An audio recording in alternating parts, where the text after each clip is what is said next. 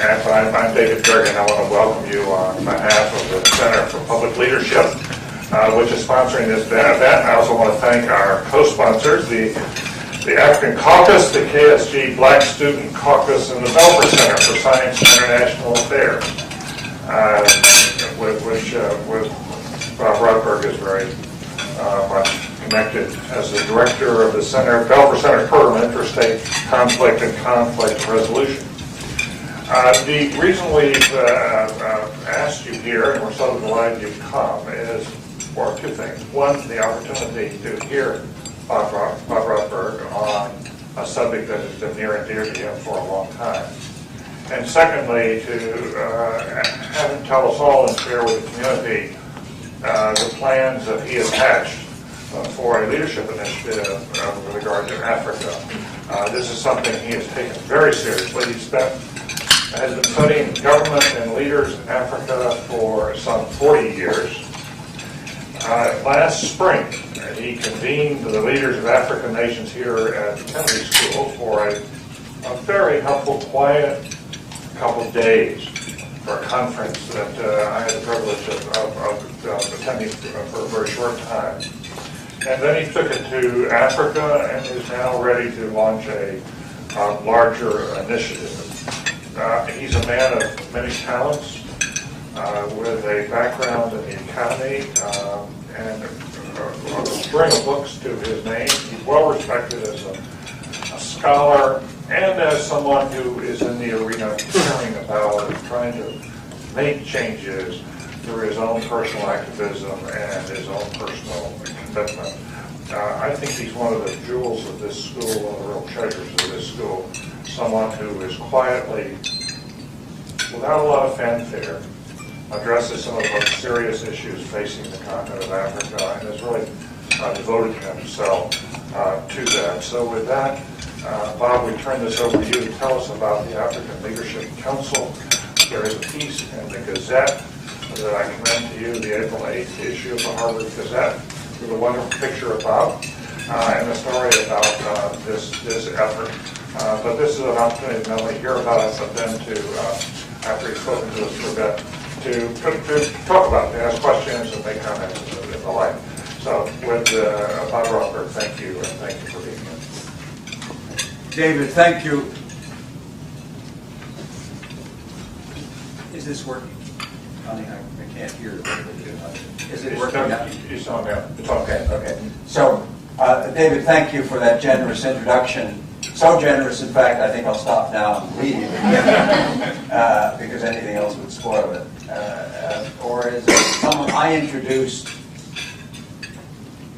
several years ago, one of my Harvard colleagues I introduced to a very large audience in the Kennedy Center in Washington. And at the end of the introduction that I had carefully prepared, he said, "Thank you so much, I feel posthumous."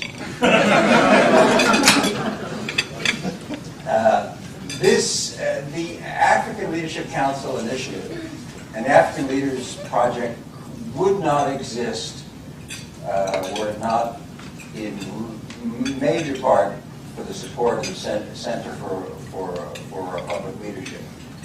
David and Barbara Kellerman have been in on this initiative from the beginning, and we've had strong moral and financial support for which we're grateful. Greater moral than financial. Greater moral than financial, but that's often at the Kennedy School. The moral is very important, and as an affiliate of CPL, I'm pleased to associate our own program, a program that did a lot of lifting for the African Leadership Initiative with CPL. Now, David was also very formative in starting our meeting. We had a very, as David said, very quiet, private meeting, purposely, here at the Kennedy School last May. And David started the African leaders who were there with a very good talk about George Washington. And they have consistently remembered David's views on how George Washington set the tone and began the political culture that is the United States political culture. And that is very important, and that's been a motif that has carried through the African Leadership Group, a group of a dozen plus African leaders. So we met first here, then in Gaborone, the capital of Botswana, and most recently in Mombasa in Kenya, at the invitation of a member of our group, who after being a member of our group as an ordinary minister in Kenya, became the vice president of Kenya, Woodrow, and is in fact, without slighting any Kenyans who might hear, who's actually running the country at the moment. So we were very pleased that he hosted our meeting at a particularly tense time in Kenya's recent political history. Now, you've seen the handouts, you've seen what the Leadership Council is. Let me say a word or two just to stimulate questions. I don't want to talk for too long because I'd rather discuss with all of you the meaning of the African Leadership Initiative. It is not to emphasize the poor leadership in Africa. It's to emphasize the possibility of strengthening leadership in the model of the positive leadership in Africa. The Botswanas, the Mauritiuses, now the Ghanas, the Senegals, and the Mandela example in South Africa are all ones which drive this initiative as a positive attempt to shift Africa from poor leadership to a better leadership. So David is correct to suggest that I've been working on something like this for several years and brought African leaders here, and I'll mention in a moment who some of them are, brought them here with some fear and worry that my lack of political correctness on the subject would soon find the project in the dustbin heap and myself pilloried. Instead, the reverse happened. And this project has been one of those serendipitous endeavors where one's expectations at the medium level turn out to be far less than what the African leaders themselves wanted. David spoke to them on an evening, let's say a Thursday evening, and then on a Friday and Saturday, a year ago in May, they just took off and indicated that they wanted to be very serious about Africa's problems. And they wanted to take charge of crafting a response to the leadership crisis that they perceive as Africans. So this is a project which, admittedly initiated at the Kennedy School, is now owned completely by a set of African leaders who were brought together because of their integrity and their accomplishments. So they are, forgive me, not a representative sample of African leadership, but a special sample, and one that they now attempt. They will now attempt to increase their numbers and replicate themselves through various means, which I'm going to mention. They decided after a rapid diagnosis of the problems of Africa that what was needed was a codification of best practices. And that codification of best practices is embodied in a document which I think you have before you called the Code of African Leadership. It had 25 commandments at one point, and now it's been streamlined to 23. And those commandments may not strike you as revolutionary. They're not meant to be. They're meant to be more than cliches, however. They are intended by the African leaders who have refined them to point the way forward for future African leaders and future African nations to refer to them as something which could be theses that civil societies stapled up against the State House door. That's the purpose. They're meant to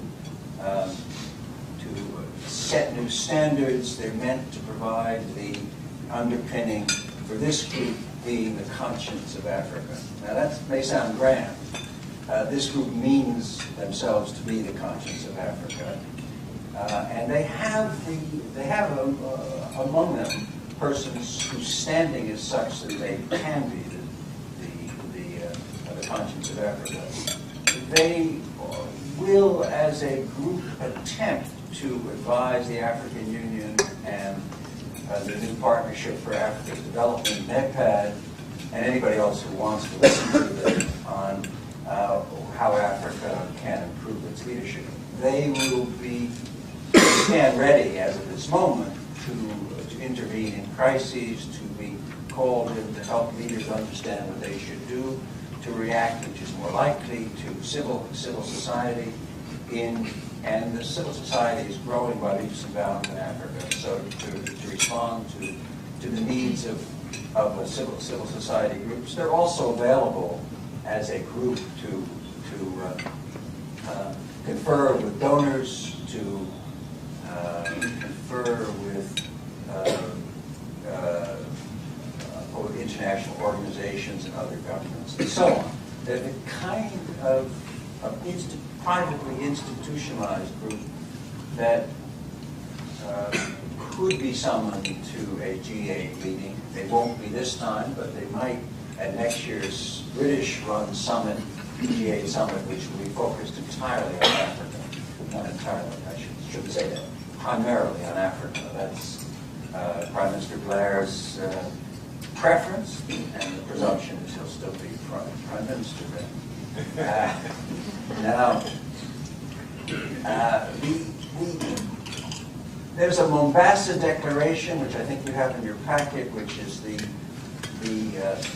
diagnosis and the platform for the African Leadership Council.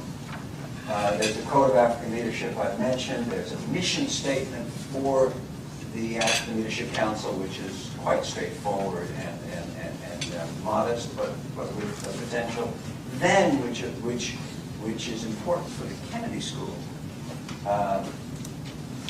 this group wants to sponsor a 10-year run of training, capacity building training seminars for young elected African political leaders, and conceivably for business and civil leaders as well.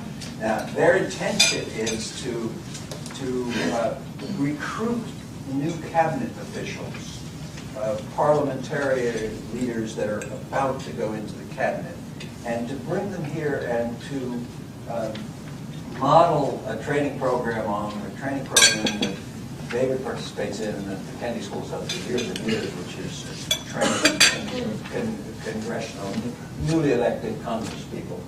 And this would be a little bit longer, a little bit more intense. We have to raise funds for it. But the intent would be to have a training program once a year here, and then a second time in Africa the same year, and rotate until the point at the 5-year period or the 10-year period when we would then have a cadre of, let's say, 100 young African leaders. And we would then be able to say, presumably, that we had played a small part in the Renaissance of Africa. This is the way, I believe, and the African leaders that I've been working with believe, that we can, in fact, create an African Renaissance. The Mbeki method is fine, but it doesn't really get at the heart. And this is where CPL is going to be very central to this effort. It doesn't get at the heart of the crisis of Africa, which is leadership and governance. And governance can only be influenced by leaders. And the presumption, which I started on, David spoke to the group about, in effect, and the group, the African leaders group, being themselves leaders, took it and lapped it up, was that leaders do make a difference. and that leadership is not, institutions are important. This is controversial in the Kennedy School, as it should be. Institutions are important, but leaders in small, fragile countries, in poor countries under siege from HIV/AIDS, from lack of funding and so on, leadership is very important. We're talking about a continent of 53 countries. No other continent has 53 countries. No other continent has 48 sub-Saharan African countries, including Emeritus and the Seychelles. It's 48. That's a huge number compared to Southeast Asia, Asia, and so on. So there's a large denominator, and of those 48 countries, 15 are landlocked, which, according to the Sachs paradigm, cuts them down by 1 or 2% a year in GDP.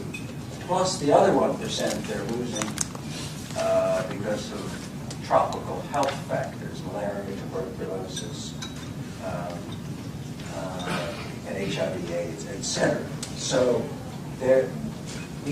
many of these 48 countries are already with their backs to the wall, and that's why leadership becomes less important.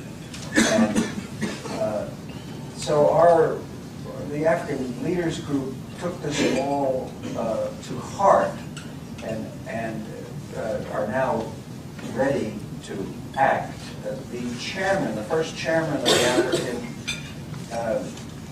Leadership Council is President Sir Kedemili Masiri, who's the second president of Botswana, a president who retired a year before his term was up, so he could give a boost to his vice president, who's now president of Botswana, Festus Mogae. And President Masiri is well respected throughout Africa, not only because of Botswana's model leadership since its independence of democratic Africa, also because it has been well governed and prosperous throughout its entire period of independence, starting off poor without diamonds and later with diamonds, making good use of the resource of diamonds. The second elder statesman is General Yakubu Gowon, and some of you may wonder why a general's involved, but he has been, so there are some Nigerians here who will testify to this, I think. His period of running Nigeria, 1967-1975, was the period of the greatest participatory governance in Nigeria, despite military leadership, the period of tolerance and so on. So he's the other founding Kimze, elder statesman. And now, those of you who are at the Kennedy School and nearby schools must appreciate that General Gowon ran Nigeria from age 30 to age 38. And he exemplifies the best of young leadership that we expect everyone who comes through the Kennedy School to personify. And he's now an elder statesman, having survived. The third, and indeed almost the eldest member of this group, is the Vice President of Kenya, Moody Awori, who long struggled in the wilderness in Kenya and is now running the country. In addition, the Prime Minister of Namibia, Hage Geingob, the most recent Prime Minister, now head of the African Coalition in Washington, was a member of the group. So was a Prime Minister of the Provisional Government of Somalia, a series of former finance ministers, Sierra Leone, Malawi, and several other places, plus other ministers from Kenya, a minister from Zimbabwe,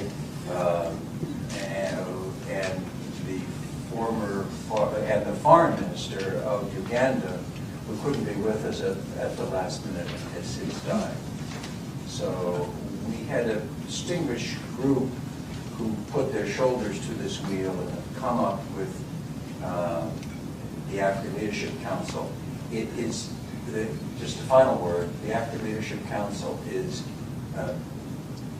its secretariat is temporarily based at the Kennedy School, pending funds capable of moving it to Botswana, where it would link up with the chairman, President Emeritus, who will lead the secretariat. But the training we hope to begin here, and we hope between now and then for the Leadership Council to play a role, for the leaders of the Leadership Council to play a role in beginning to change Africa's leadership profile.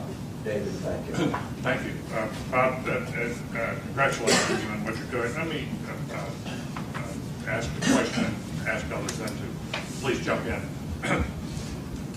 I'm curious, as you've gone into these initial efforts, what you're finding about the African response to America offering instruction on how to run Africa. And is there how much sensitivity is there to the notion that we're overreaching, especially some of these countries where they may have Muslim populations, that there's some anti-Americanism out there? Does it make a difference that it's Harvard within America? How does the American relationship play out today in this context of trying to have this university reach out and work with you? That's an excellent question, and there are two answers. The first answer is that this project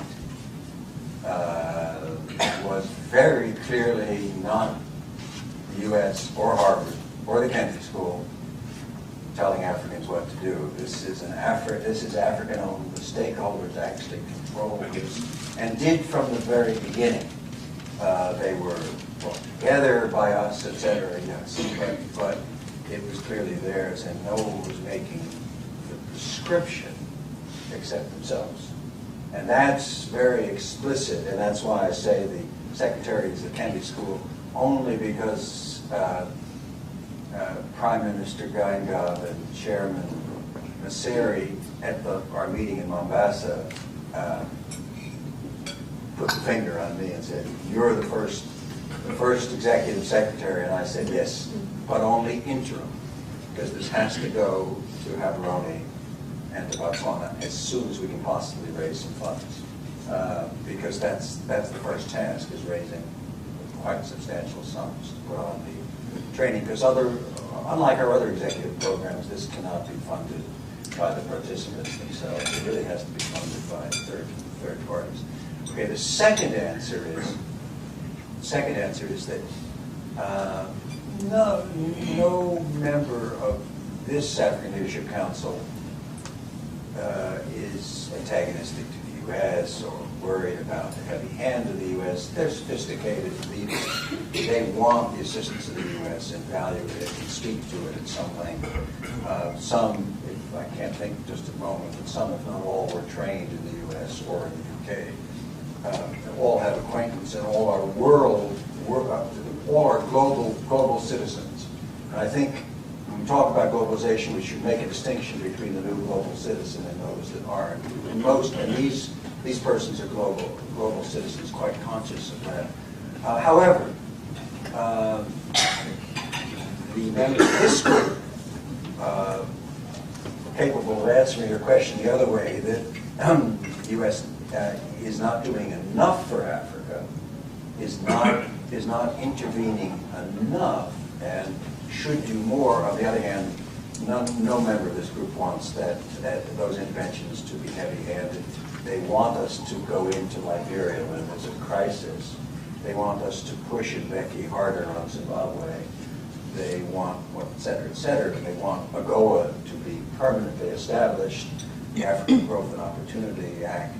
They want a permanent tariff relief, the end of U.S. subsidies, et cetera, et cetera. That's 3 other lectures which I could give. Oh, okay. There's a, yes. Okay. Just, no. Okay, this person from the camera. You go first. Then I'll... Okay, you have a mic. I didn't see that. Okay, sorry.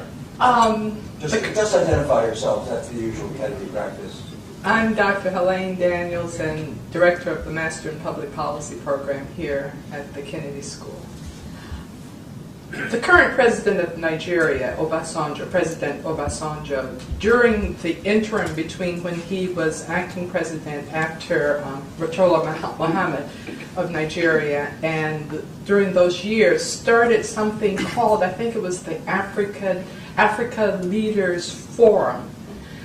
And I'm wondering whether, I don't really quite know what happened with that organization, but it went on for at least a decade or so. And I'm wondering whether this new group, the African Leadership Council, has interfaced or picked up any of the pieces from the group that Obasanjo headed over at least a decade or more. Thanks, Helene. Yes, that's a very good question. President Masari of Botswana is a member of the African Leaders Forum, so we interface directly. The African Leaders Forum still exists. President Obasanjo doesn't do much with it because he's preoccupied with a small country on the west coast of Africa, with a few problems, of course. So the African Leaders Forum, we raised this precise question at the Mombasa meeting, and the members, President Masari is a member, and I think there may be one or two other members of it in our group, believe it's largely moribund. And the word which one of our members used, I think I can use in public, about our proceedings were that previous efforts were not serious. Finally, this person with 40 years experience now of various African issues, that the difference between the forum and this initiative is serious and more than a talk shop. So that's the simple answer. President Obasanjo was a fellow of the Kennedy School. I just wanted to say When was he here? in the interim, before he was president, he was here for, I think, a semester.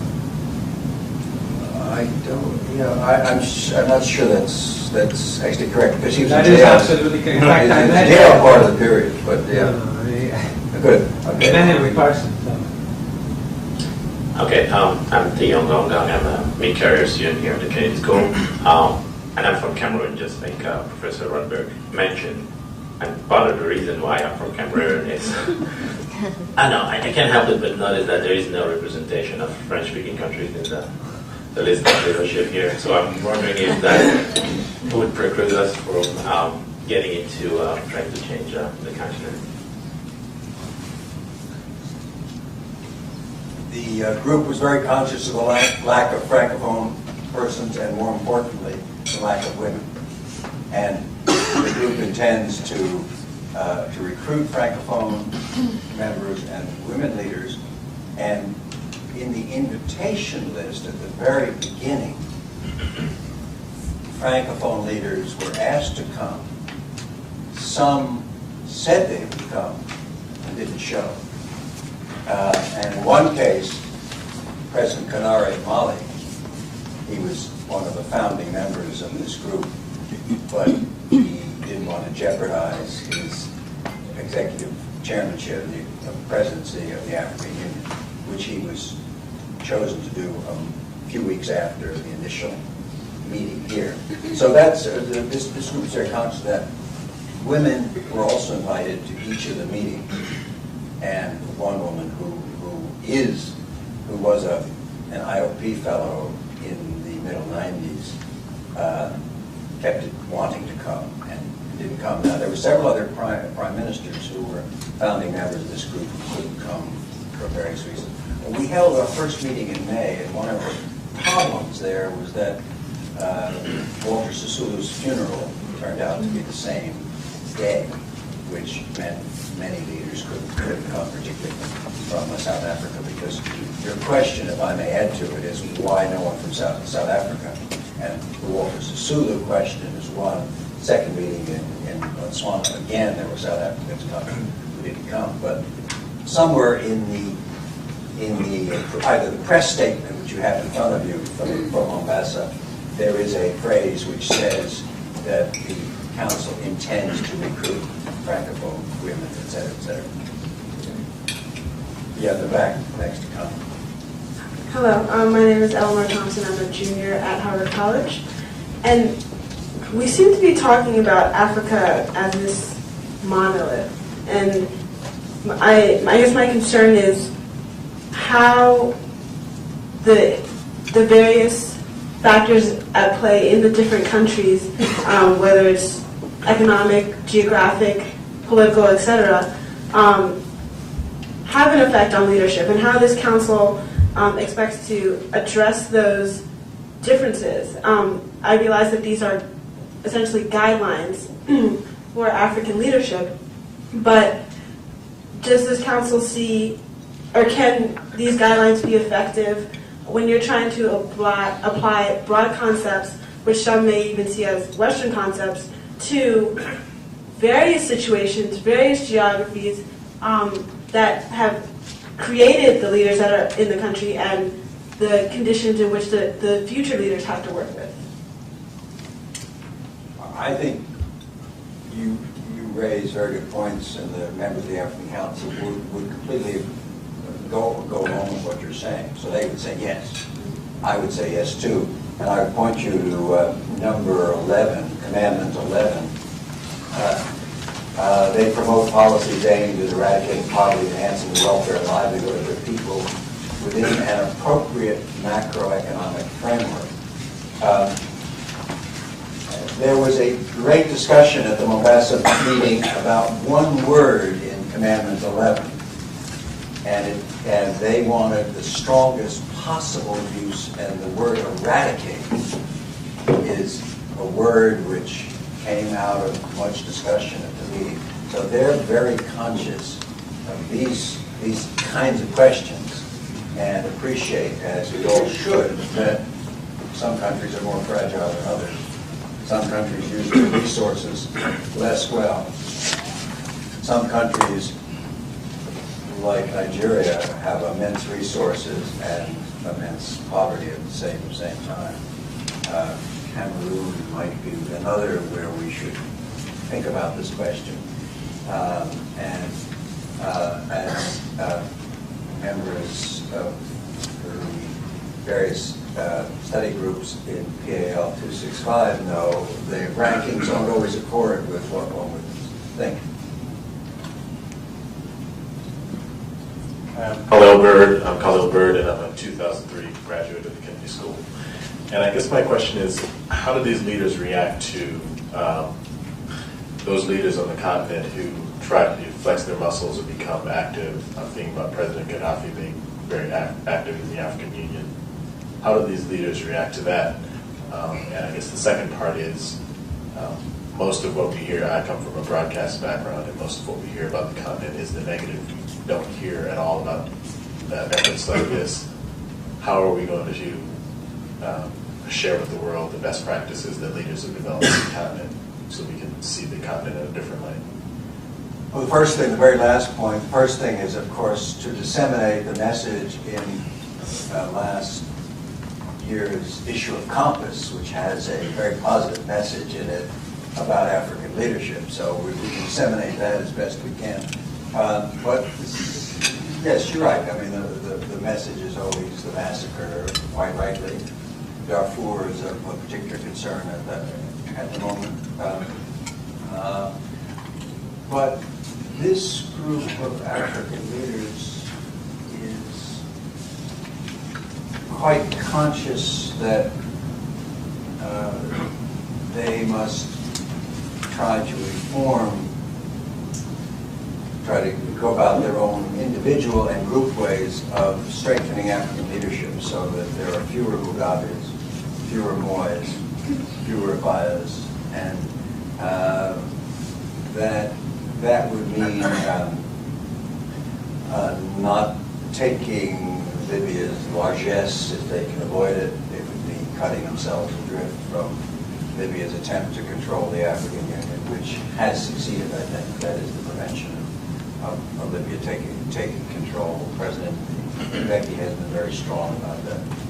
So this is a group which would bristle at the notion that Gaddafi is the way to go in Africa. Tunisia is another case in point where this African leadership group, by the way, intends that this should be for all of Africa, not just for sub-Saharan Africa. Thank you. My name is Kwabena Samojedu. I live in Accra, in Ghana, and I'm visiting as a fellow at the Harvard Divinity School. I think that the issues that are being raised, as somebody who lives and works in Africa, the issues that are being raised regarding representation need to be taken a little, if you like, more seriously. Because assuming that I hadn't come for this meeting, and I had seen this document elsewhere, judging by the list you have, my first reaction, would not to the council, would perhaps not be a very serious one. Because of the 10 people that you have listed, 3 are from Kenya. There's one from Nigeria, the largest country in the continent in terms of population. There's one from Sierra Leone, there's Tanzania. So, although Southern Africa is represented, South Africa is not there. The Islamic North is also not there. And then even coming to the individuals, if I take the first 2, maybe the first 3, the rest are not people that one would consider, whether we are talking about political or public office, as people who, from my point of view, have sufficient clout to make a difference as far as Africa as a continent is concerned. Secondly, I didn't see anything in your presentation that connects directly with existing regional groupings in Africa. There is ECOWAS, for instance. AU has just come up. There is a group that brings together North African countries, also South Africa, East and West. And they did not seem to feature in your presentation. So I'm not sure to what extent African leaders themselves can connect with the list that you have provided, and who makes the decision as to who is in and who is out. On the very last point, the members of the Leadership Council will now recruit, and the press statement, which I think you have in your packages, we want next to add to the membership of the Leadership Council, particularly by recruiting senior women and senior leaders from all of Africa. We intend to be fully inclusive of Africa and fully aware of Africa's many positive advances as well as its critical leadership weaknesses. This was a press statement that President Masseri gave to a press conference in Mombasa. Local press, Kenya press, but also the BBC, the Swahili service, and the All Africa service were both there and broadcast this. Now, this group took the view, and what's implicit in who they will recruit, they will only recruit leaders like themselves, leaders with unquestioned integrity, and they will do so at the sub-head of state level, because for protocol reasons it would be more difficult in Africa. We originally started hoping to recruit heads of state, and the protocol issues became so enormous that this group went then to former presidents and prime ministers, some serving prime ministers from smaller countries, and the vice president who became a vice president after he was a member.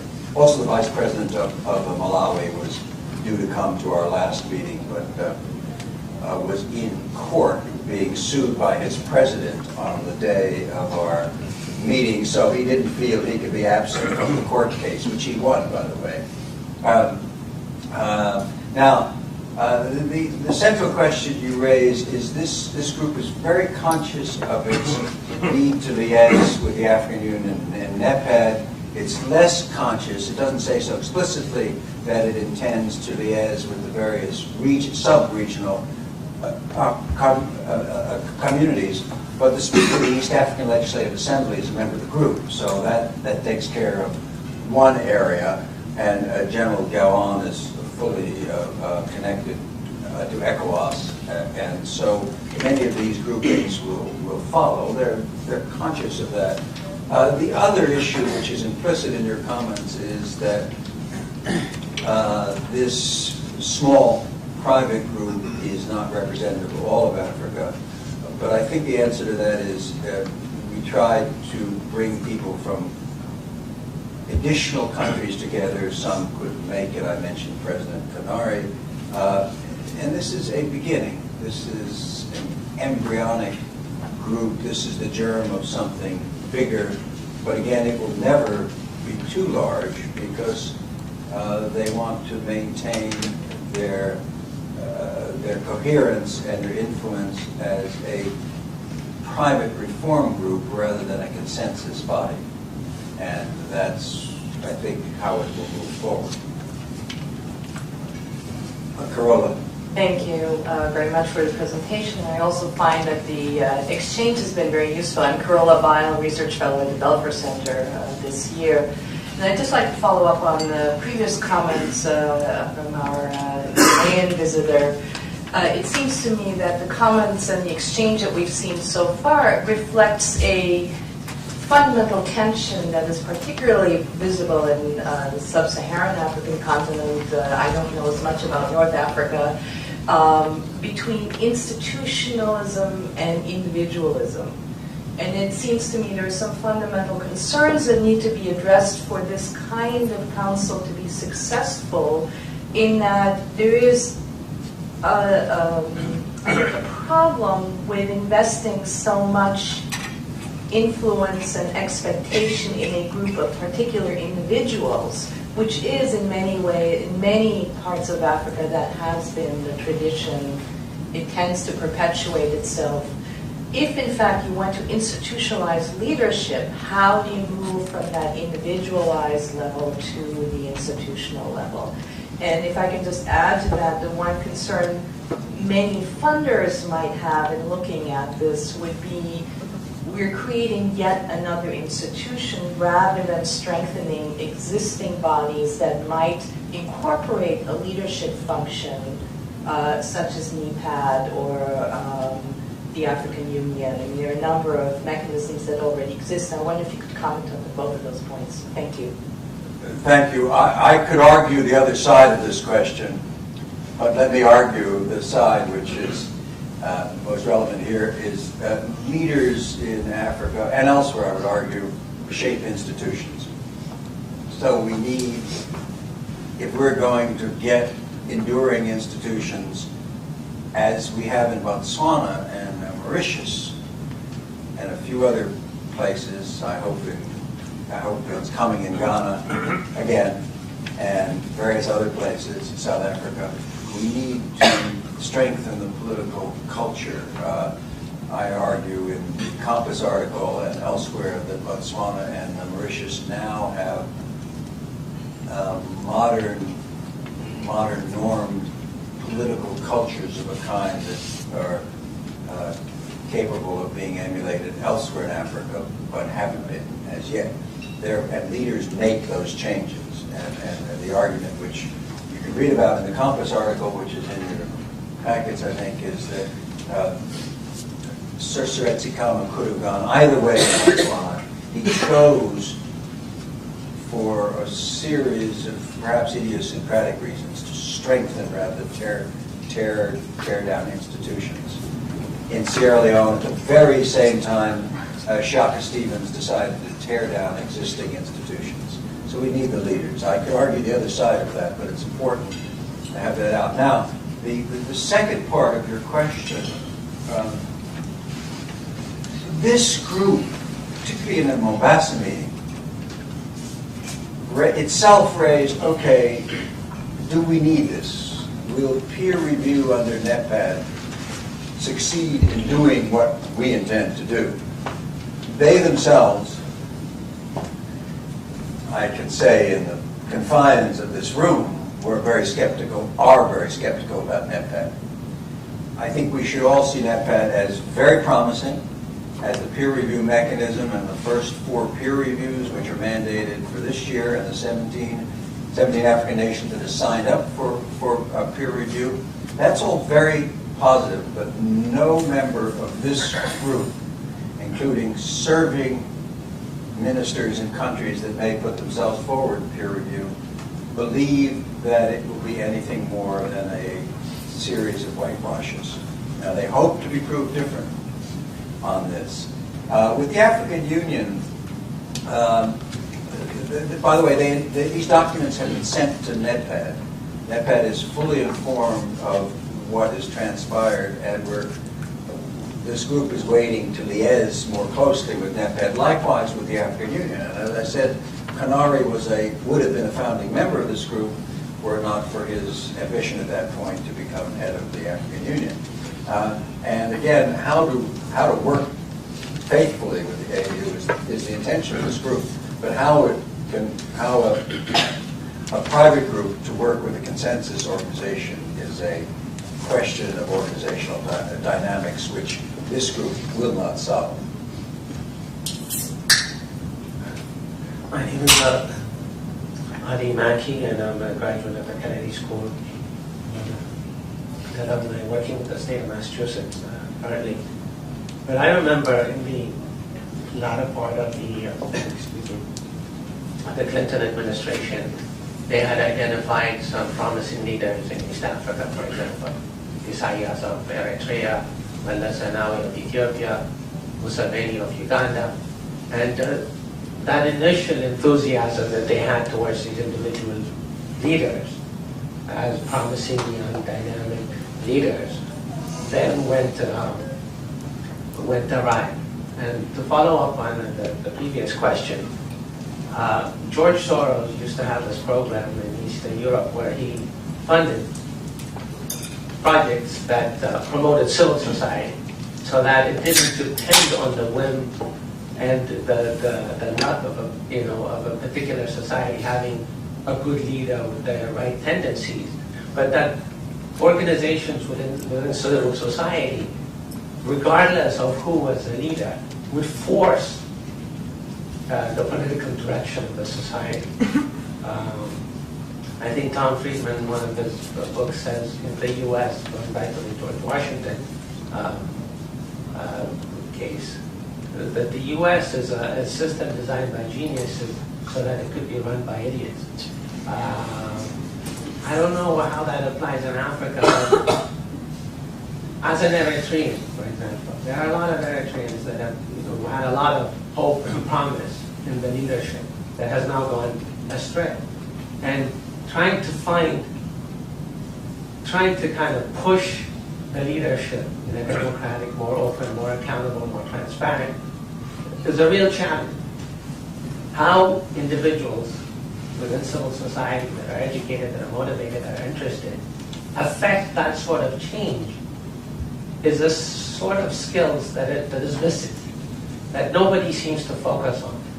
And how does your group tend to address those sorts of issues?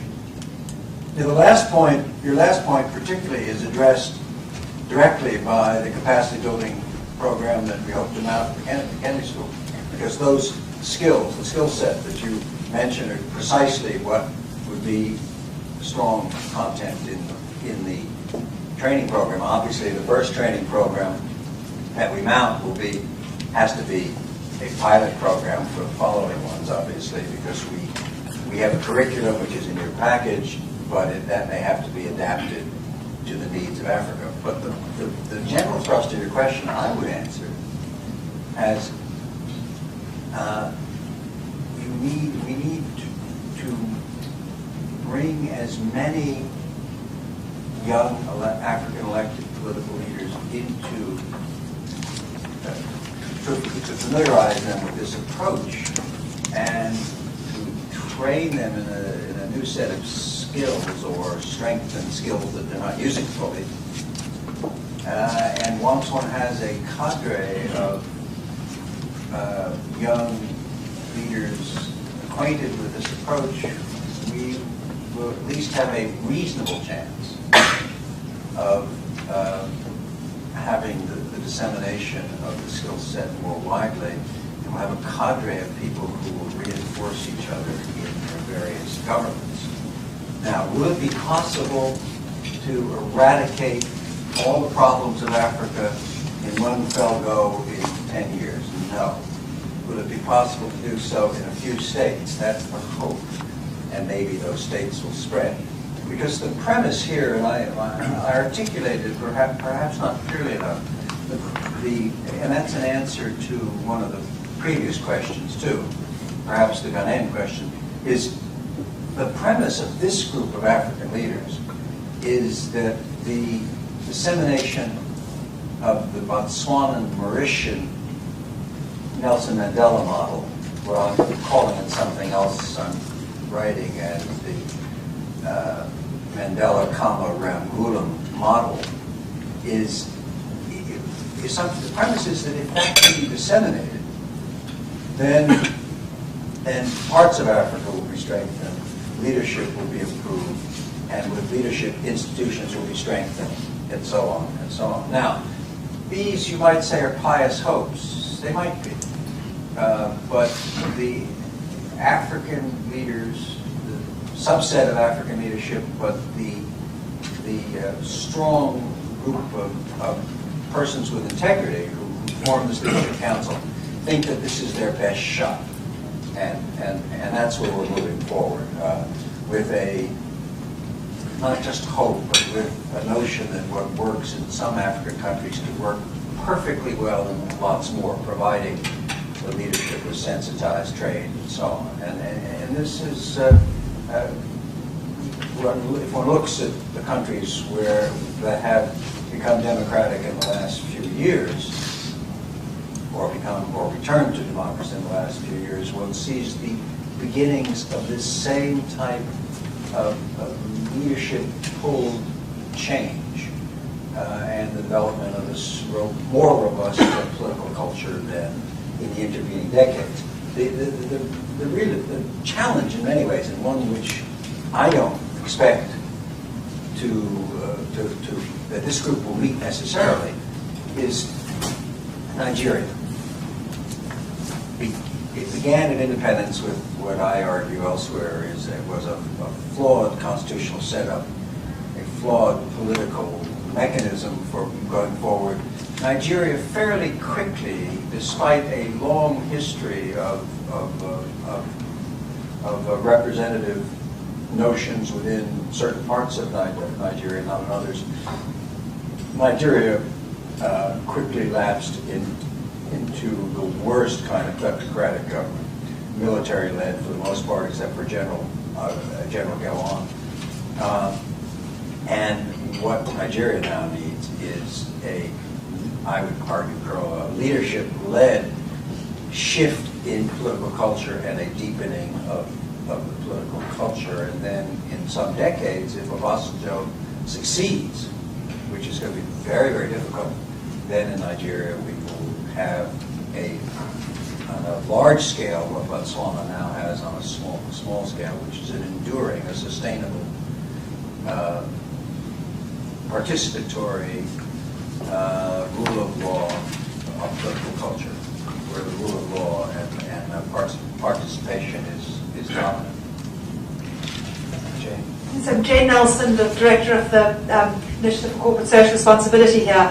It builds a little bit on the last question. Do you see, Robert, any potential for expanding the Leadership Council to also include some of Africa's most respected civic leaders and business leaders? Because I think, obviously, the political leadership is absolutely critical, but if you look at the countries which you've cited, which have been successful in our stories of sort of positive leadership, there's often been an example, think of Sam Jonah in Ghana, there's many of those countries, there's very strong business leaders and civic leaders who have got actively engaged in nation building and in the sort of political discourse. And it seems to me that is one of the best news stories coming out of Africa and would be missed if one's just looking at the political leadership dimension.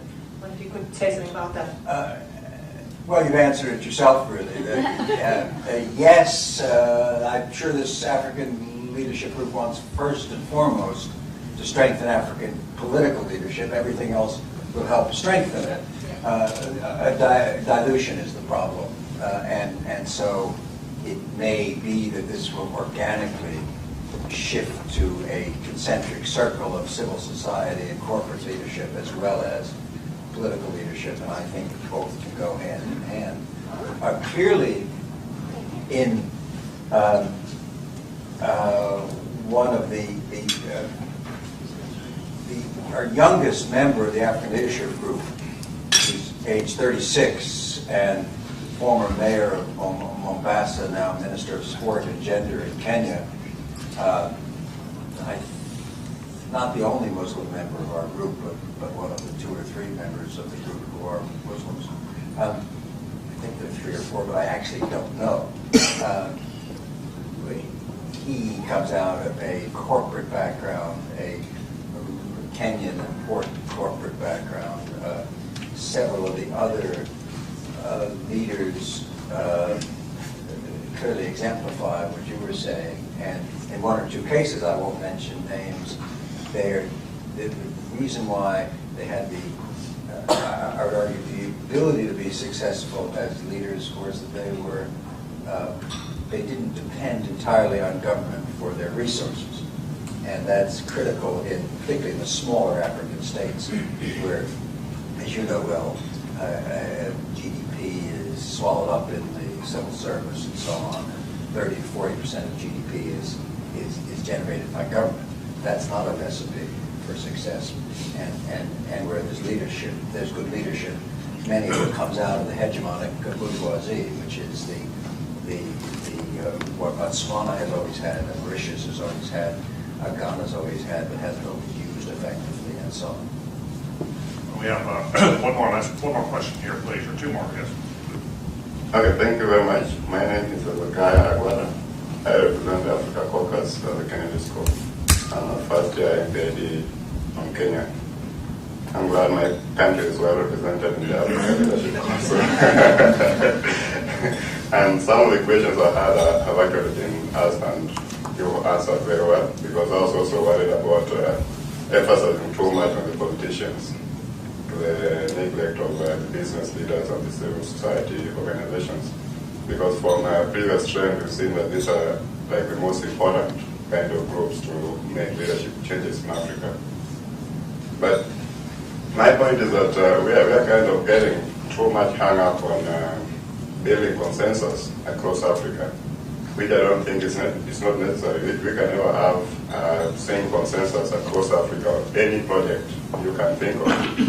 But I think beginning with little initiatives for those who are interested and getting that to move on, little kind of gains and building on that will be the main, will provide the main impact on leadership in Africa. So I actually agree with you that it doesn't really have to go across Africa, because that would be like duplicating whatever we already have, which have failed in the past. So to me, that's not important. Whether we get a consensus across Africa or not, it's not the main point. But my main point is whether we'll really be able to sustain this particular program. What are you having in mind in terms of sustainability? Okay, we've talked about viability, but I believe it's a viable initiative, but I'm more worried about the sustainability. Bringing them here for 2 weeks, and then for the 10 years or 100 people we're talking about, but we know that the leadership in Africa is a fluid kind of situation. My name is Olu, and I'm one of the co-chairs of the Africa Caucus as well, and I thank you for putting this on. And to demonstrate Hezekiah's point, I'm actually going to disagree with him. Because I think that a lot of, because I think it is important to build consensus if you're going to, and that's the way any idea derives its legitimacy. If you're going to, for example, a lot of these leaders, and I think that's what, I'm sorry, I should remember your name, but I'm going to call you the Guinean. That's what his point was, is that if he just read this paper without being here today, it's very difficult to see how serious this is. being a Nigerian, Yukubu Gowon would not be my first choice of someone who should be on this, because I think I may have my dates wrong, but he led a civil war in Nigeria. He fought against the Civil War.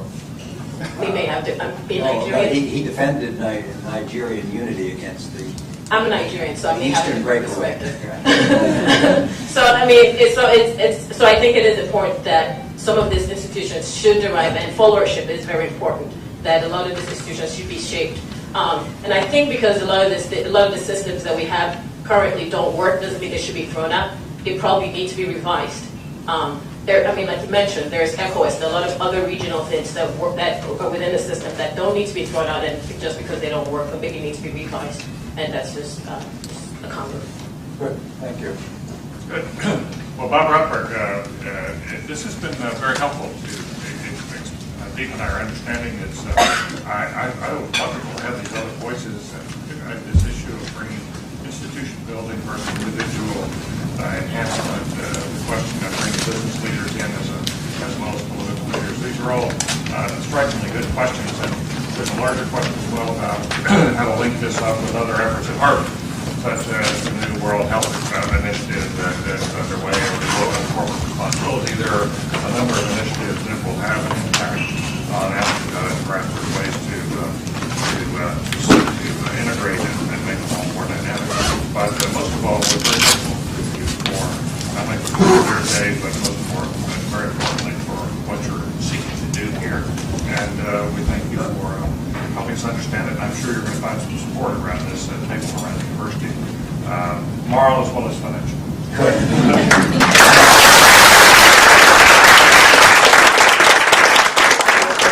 Sorry, I'd like the last word to thank Barbara and David for their support, and particularly for running this so well, and also Santa Sana, Giacomo, and various others to the Africans here. The African Leadership Initiative. It is not to emphasize the poor leadership in Africa.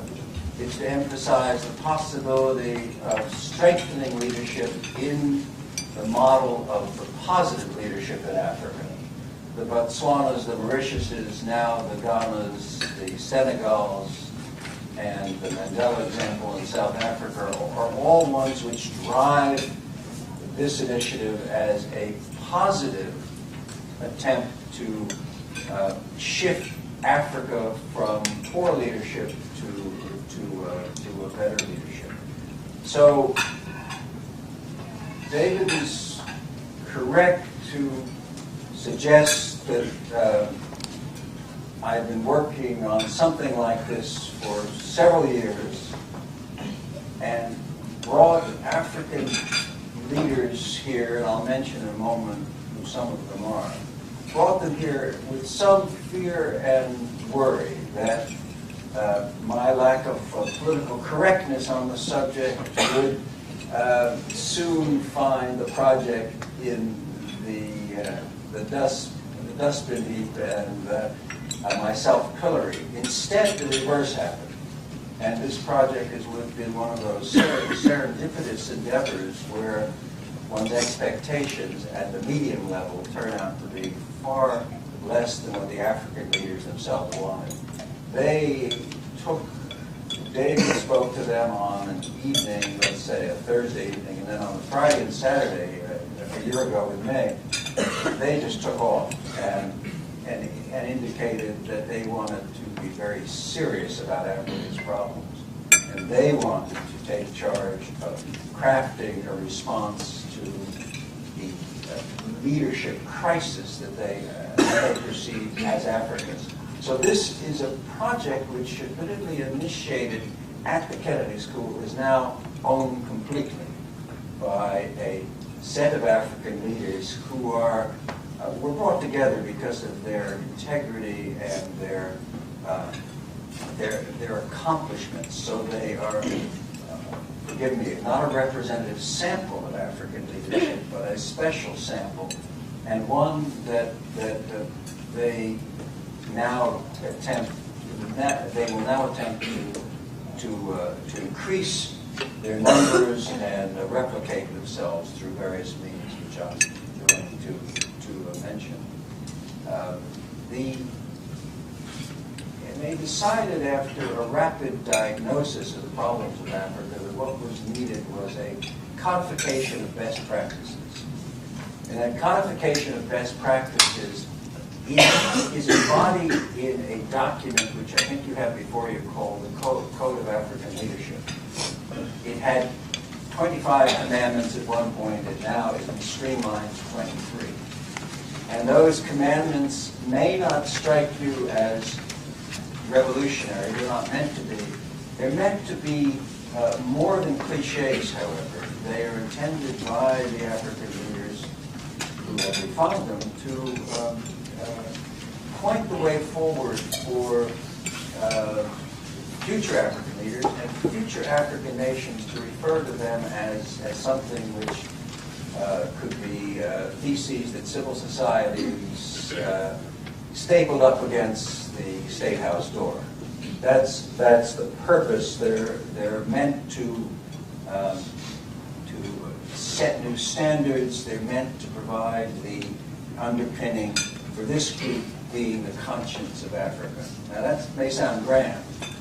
This group. I'm David Berg, and I want to welcome you on behalf of the Center for Public Leadership, which is sponsoring this event. I also want to thank our co-sponsors, the African Caucus, the KSG Black Student Caucus, and the Belfer Center for Science and International Affairs, with Bob Rotberg is very much connected as the director of the Belfer Center Program, Intrastate Conflict and Conflict Resolution. The reason we've asked you here, and we're so delighted you've come, is for two things. One, the opportunity to hear Bob Rotberg on a subject that has been near and dear to him for a long time. And secondly, to have him tell us all and share with the community the plans that he has hatched for a leadership initiative with regard to Africa. This is something he has taken very seriously. He has been studying government and leaders in Africa for some 40 years. Last spring, he convened the leaders of African nations here at the Kennedy School for a very helpful, quiet couple of days for a conference that I had the privilege of attending for a very short time. And then he took it to Africa and is now ready to launch a larger initiative. He's a man of many talents, with a background in the economy and a string of books to his name. He's well respected as a scholar and as someone who is in the arena caring about and trying to make changes through his own personal activism and his own personal commitment. I think he's one of the jewels of this school, one of the real treasures of this school, someone who is quietly, without a lot of fanfare, addresses some of the most serious issues facing the continent of Africa and has really devoted himself to that. So with that, Bob, we turn this over to you to tell us about the African Leadership Council. There is a piece in the Gazette that I commend to you, the April 8th issue of the Harvard Gazette, with a wonderful picture of Bob and a story about this effort. But this is an opportunity to not only hear about it, but then to, after he's spoken to us for a bit, to talk about it, to ask questions and make comments and the like. So with Bob Rotberg, thank you, and thank you for being here. David, thank you. Is this working? I can't hear it. Is it working now? It's on now. It's on. Okay. So, David, thank you for that generous introduction. So generous, in fact, I think I'll stop now and leave because anything else would spoil it. Or as someone I introduced several years ago, one of my Harvard colleagues I introduced to a very large audience in the Kennedy Center in Washington. And at the end of the introduction that I carefully prepared, he said, "Thank you so much, I feel posthumous."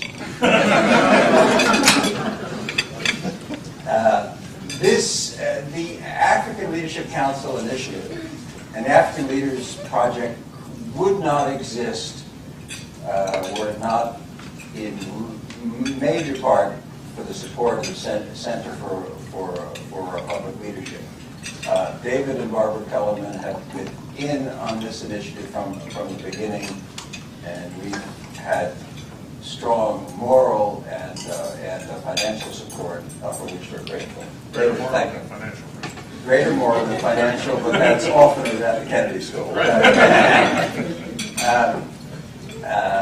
The moral's very important, and as an affiliate of CPL, I'm pleased to associate our own program, a program that did a lot of the lifting for the African Leadership Initiative with CPL. Now, David was also very formative in starting our meeting. We had a very, as David said, very quiet, private meeting purposely here at the Kennedy School last May. And David started the African leaders who were there with a very good talk about George Washington. And they have consistently remembered David's views on how George Washington set the tone and began the political culture that is the United States political culture. And that was very important. And that's been a motif that has carried through the African Leadership Group, a group of a dozen plus African leaders. So we met first here, then in Gaborone, the capital of Botswana, and most recently in Mombasa in Kenya, at the invitation of a member of our group, who after being a member of our group as an ordinary minister in Kenya, became the vice president of Kenya, Woodrow, and is in fact, without slighting any Kenyans who might hear, who's actually running the country at the moment. So we were very pleased that he hosted our meeting at a particularly tense time in Kenya's recent political history. Now, you've seen the handouts, you've seen what the Leadership Council is. Let me say a word or two just to stimulate questions. I don't want to talk for too long because I'd rather discuss with all of you the meaning of the